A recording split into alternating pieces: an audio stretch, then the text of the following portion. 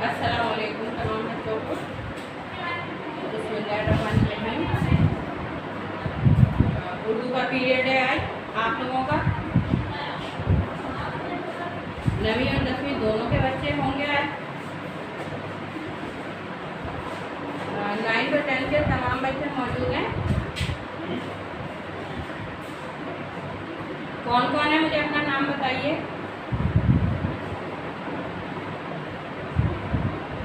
फौकिया हैं और सोहेबा उरूज हैं और फौकिया और सोहेबा उरूज के अलावा कौन है।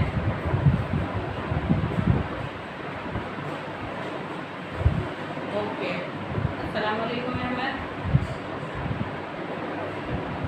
अल्लाह का शुक्र। और वो कहाँ हैं दूसरे आपके साथी अब्दुल रहमान।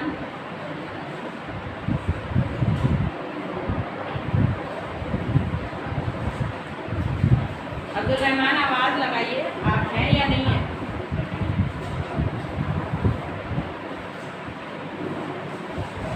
नहीं है अब्दुल रहमान। शीस और रिशाइल मौजूद हैं या नहीं हैं।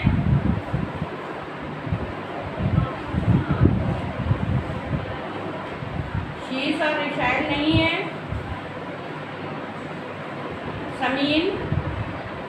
समीन भी अभी सुबह तक तो समीन जी।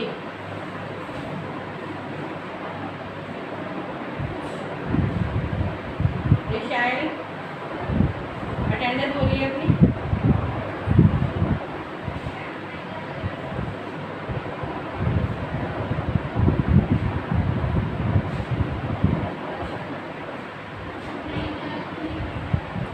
अच्छा, आज हम दोबारा से अपने सबक का आगाज़ कर रहे हैं।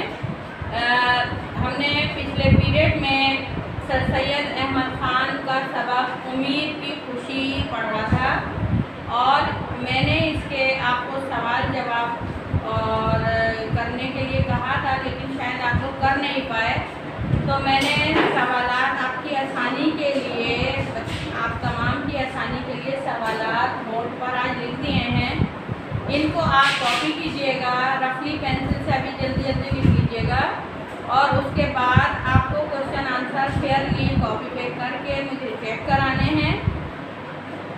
उसके अलावा इसमें सफ़ा नंबर 21 पे अल्फाज व तराकीब को जुमलों में इस्तेमाल कीजिए। ये आपको जुमले बनाने हैं इसके। मैं इसको थोड़ा सा फिर पढ़ देती हूँ। पहला लफ्ज़ है मेहनत का फल।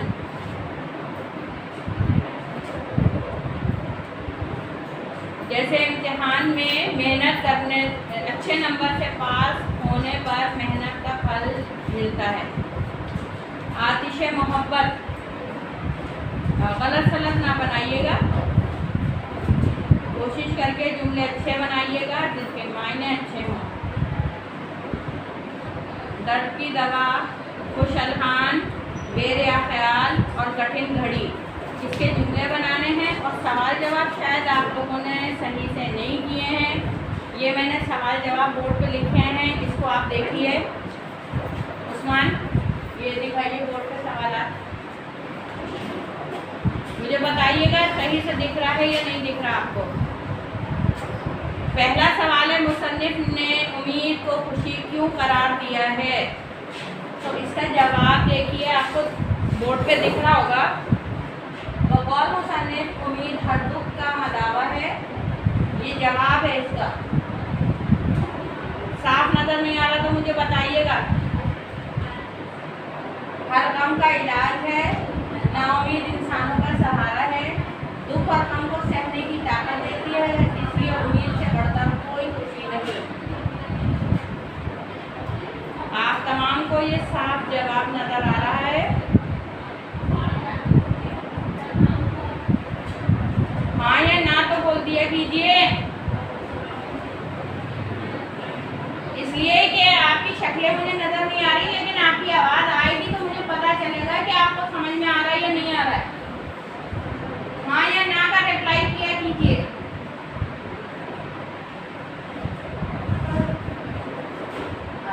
नंबर 2 सवाल है आपका,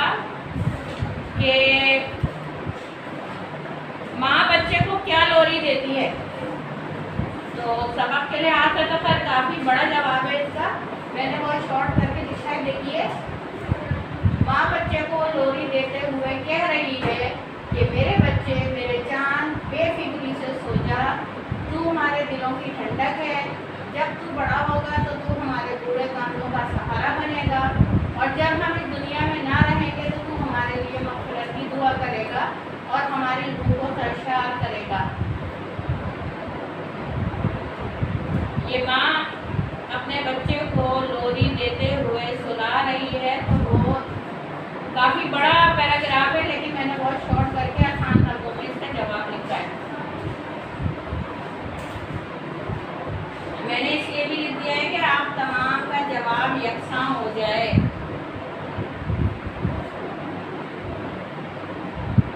तीसरा सवाल उतार लीजिए ये, या टाइम लगेगा आपको? उतार रहे हैं भी?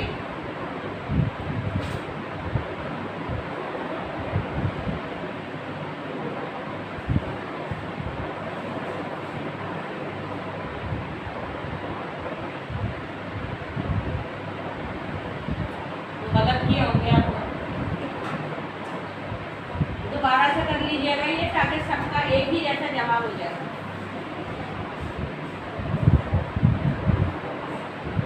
आपने यही आंसर लिखा है?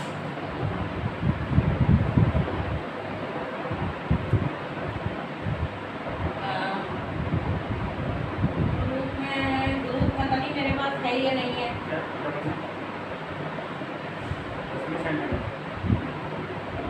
बेटा मेरा ख्याल है ये वाला लिखने, क्योंकि मैंने बहुत शॉर्ट करके जवाब लिखे ताकि आपको याद भी आसानी से हो जाए, और लफ्ज़ भी मैंने इजी रखे हैं, इजी लफ्ज़ हैं, याद करने में आसानी हो जाएगी आपको। अच्छा जी, आप तीसरा सवाल देखिए, बेगुनाह कैदी रंजीदा क्यों था? तो बेगुनाह कैदी, यहाँ पे बेगुनाह कैदी से मुसन्निफ की मुराद हज़रत यूसुफ अलैहिस्सलाम है, जिनको इनके भाइयों ने अंधेरे कुएं में फेंक दिया था। फिर इनको मिस्र के बाजार में गुलाम बनाकर बेचा गया। बेगुनाह होने के बावजूद कैद में डाल दिया गया। तो वो तन्हाई और अंधेरेपन में और बेगुनाह होने के बावजूद उनको चूँकि कैद में डाल दिया गया था, तो इस बात पर वो रंजीदा थे।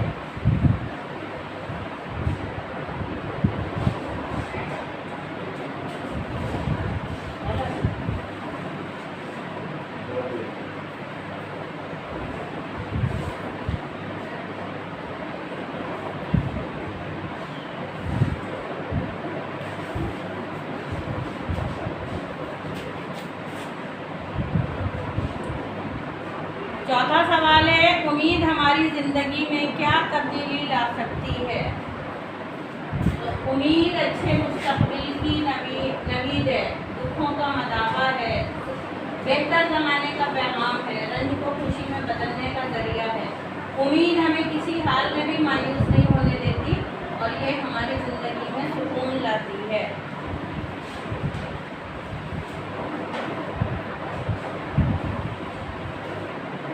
जी,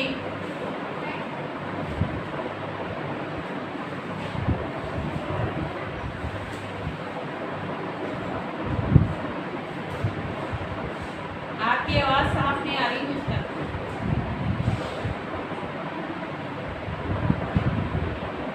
चले ठीक है, मैं आपको ये सवाल सेंड भी करवा दूंगी सर से। अच्छा, पांचवा जवाब आपको खुद लिखना है, आप मेरे साथ साथ डिक्टेट कीजिए इसको। आपकी कौन सी उम्मीद आपके वालिदैन के लिए खुशी का बाइस है?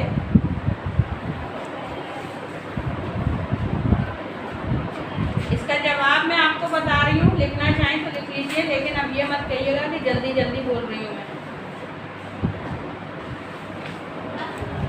इसका जवाब लिखिए।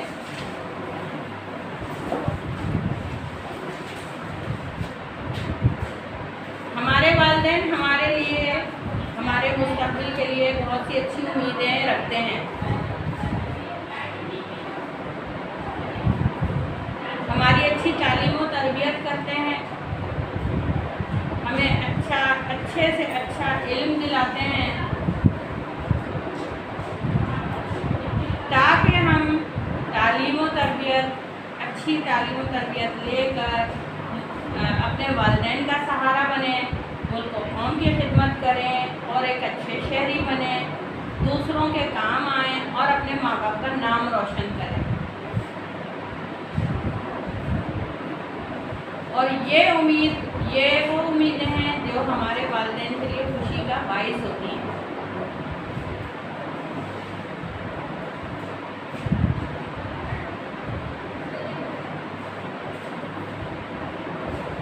दोबारा बोल रही हूँ,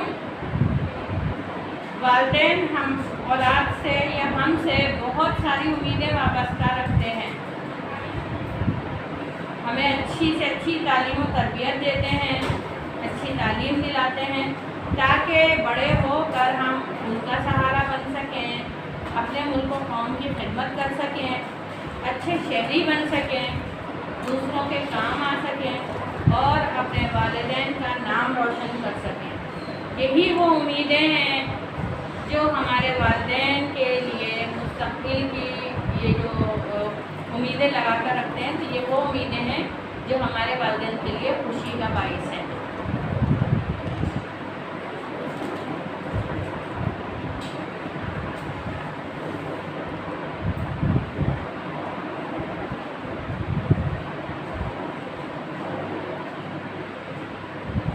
इसकी तस्वीर खींचिए।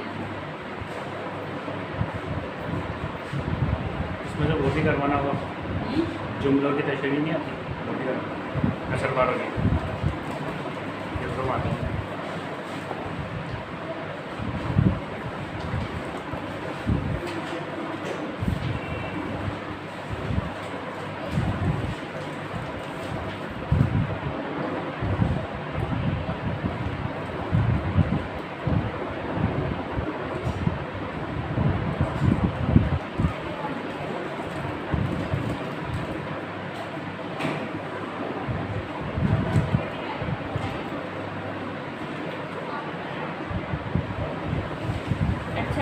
इसके बाद सफ़ा नंबर 22 पे ज़ेल के जुमलों की तशरीह मा हवाला सियाक़ो सबाक़ कीजिए।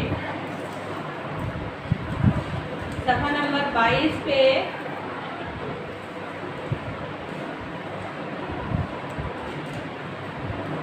सफ़ा नंबर 22 निकालिए और उस पर सवाल नंबर 4 देखिए कि ज़ेल के जुमलों की तशरीह हवाला सियाक़ो सबाक़ कीजिए। ये सबक से मुताल्लिक़ आपको छोटा सा पैराग्राफ दिया जाता है। इम्तिहान में भी इसी तरह आता है कि आपको सबक का एक छोटा सा पैराग्राफ दिया जाता है जिसमें सबक का नाम और मुसन्निफ़ का नाम लिखा हुआ नहीं होता, लेकिन जब आप सबक पढ़े हुए होते हैं तो आपको उन लाइनों के हवाले से सबक भी याद आना चाहिए और उसके मुसन्निफ़ का नाम भी। तो ये फ़िलहाल तो सबक के साथ है, इसलिए आपको अंदाज़ा होगा कि ये सबक उम्मीद की खुशी से लिया गया है ये पैराग्राफ, और इसके लिखने वाले सर सैयद अहमद ख़ान हैं। लेकिन जब इम्तिहान में आपको पूरी किताब में से सीधा 3 या 4 पैराग्राफ आते हैं तो उस वक्त आपको मुश्किल होगी ये समझने में कि ये कौन से सबक का है। तो इसके लिए थोड़ी सी पहचान रखिएगा। इसमें पहला है, देख वो बेगुनाह कैदी अंधेरे कुएं में 7 तहखानों में बंद है, जिसका सूरज कैसा चमकने वाला चेहरा जर्द है, बेयारो देयार गैर कौम गैर मजहब के लोगों के हाथों में कैद है।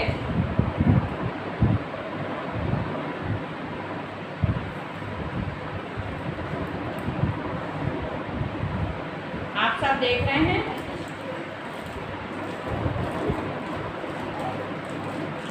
अब इसकी तशरीह लिखनी है जी, आपको तशरीह लिखनी है इसकी। तो तशरीह करते वक्त सबसे पहले आप पहले आप हेडिंग डाल के हवाला लिखेंगे और हवाले में आप लिखेंगे कि ये पैराग्राफ या ये लाइनें, ये पैराग्राफ ही लिख लीजिए कि ये पैराग्राफ हमारे दरसी किताब के सबक उम्मीद की खुशी से लिया गया है और इसके मुसन्निफ़ सर सैयद अहमद ख़ान हैं।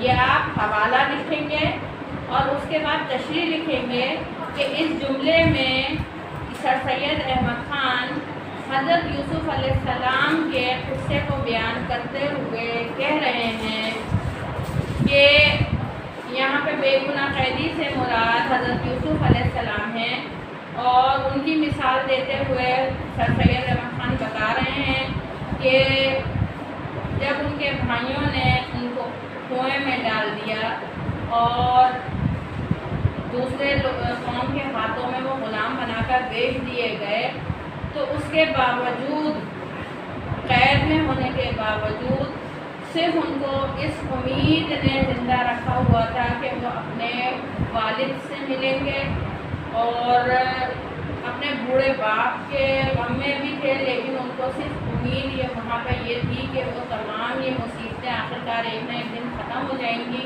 और वो आखिरकार एक न एक दिन अपने वालिद से मिलेंगे, और यही उम्मीद है जो उनको ज़िंदा रखती है।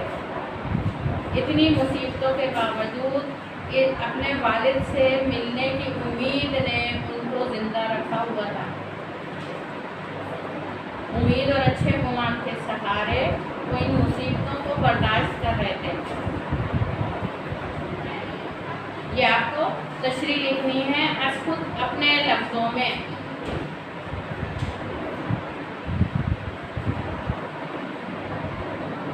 उसके बाद दूसरा पैराग्राफ है, देख नादान बेबस बच्चा गहवारे में सोता है, उसकी मुसीबत ज़दा माँ अपने धंधे में लगी हुई है और इस गहवारे की डोरी भी हिलाती जाती है, हाथ काम में और दिल बच्चे में है। तो यहाँ पे कोई आप हवाला सबक या हवाला से आपको सबक लिखेंगे, पहले हेडिंग उसमें लिखेंगे ये लाइनें या पैराग्राफ हमारे दरसी किताब के सबक उम्मीद की खुशी से लिया गया है और इसके लिखने वाले या इसके मुसन्निफ सर सैयद अहमद खान हैं। उसके बाद आप तशरीह की हेडिंग डालेंगे और उसमें लिखेंगे कि मुसन्निफ कह रहे हैं कि माँ ने अपने बच्चे को झूले में डाला हुआ है, उसकी डोरी हिलाती जाती है, अपने काम में भी मसरूफ़ है और अपने बच्चे को सुलाते हुए लोरी भी दे रही है और उसका दिल बच्चे में भी है और काम में भी है, और उसके बावजूद वो अपने बच्चे को लोरी देते हुए कह रही है कि ए बच्चे, जब तुम बड़े हो जाओगे हमारा सहारा बनोगे और हमारी उम्मीदों के चिराग हो तुम, जब तुम बड़े हो जाओगे उस वक्त हम इस दुनिया में नहीं रहेंगे। ये तमाम बातें वो बच्चे से लोरी गाते हुए कह भी रही है और माँ अपने घर के कामों में भी उसका दिल लगा हुआ है और वो अपने बच्चे को लोरी गाते हुए ये बातें भी कह रही है।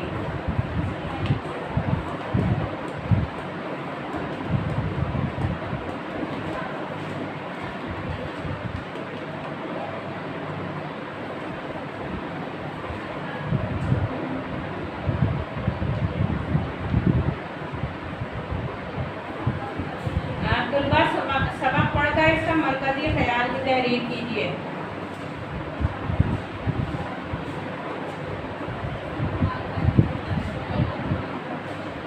इस सबक का मरकज़ी ख्याल भी आपको लिखना है कि मरकज़ी ख्याल मतलब इस सबक को पढ़ने के बाद आपने इसमें से क्या समझा।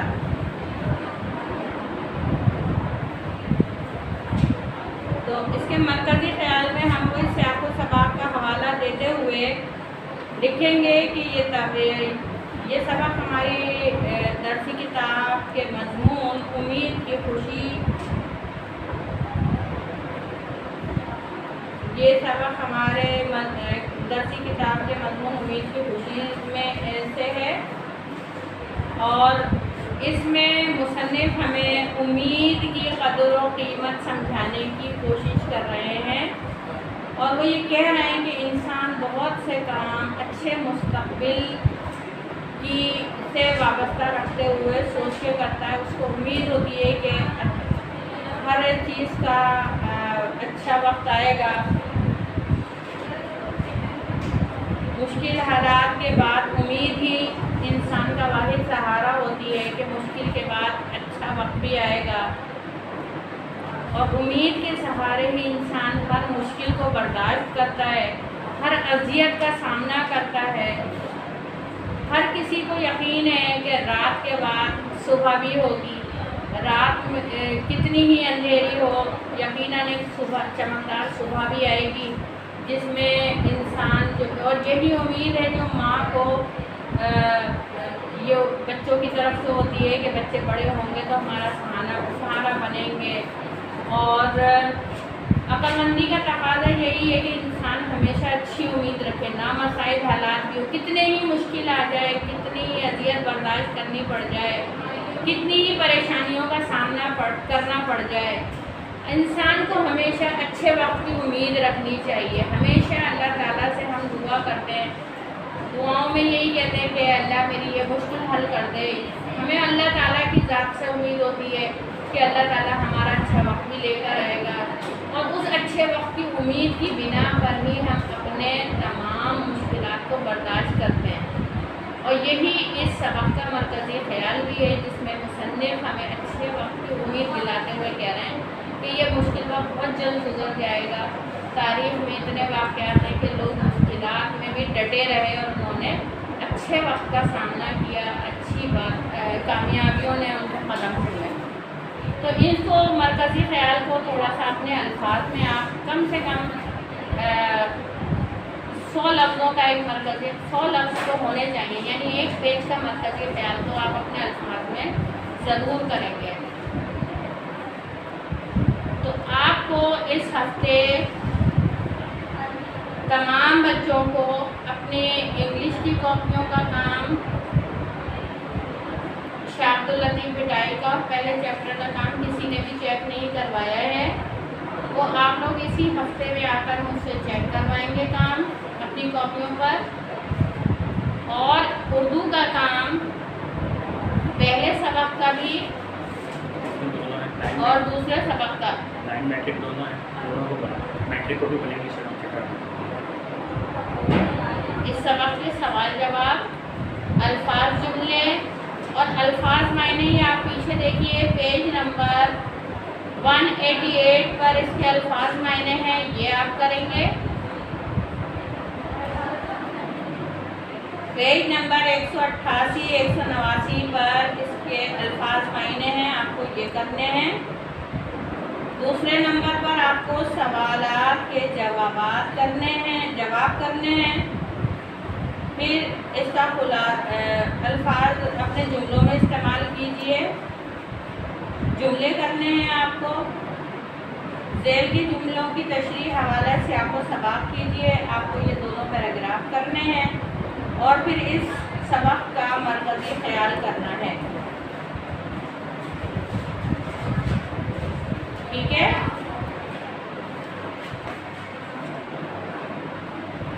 और इसी हफ्ते में तमाम बच्चे सुन लीजिए, इसी हफ्ते में आप लोग काम चेक कराएंगे आके, और अगर काम चेक नहीं हुआ तो शायद काम आगे भी नहीं बढ़ पाए, शायद मैं अगला सबक शुरू ना कर पाऊँ। कम से कम आप लोग मुझे काम चेक कराएंगे तो मैं आगे सबक फिर शुरू करूँगी।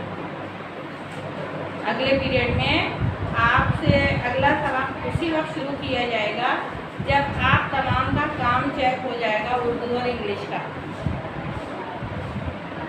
ठीक है, इस हफ्ते में लाजमी आप लोग मुझे, इस हफ्ते तक लाजमी आप लोग तमाम मुझे अपना काम चेक कराएंगे। ओके, ठीक है, आज हम इसी बात पर अपना ये पीरियड ख़त्म कर रहे हैं और इंशाअल्लाह ताला अगले पीरियड में आपसे मुलाकात होगी। अल्लाह हाफ़िज़।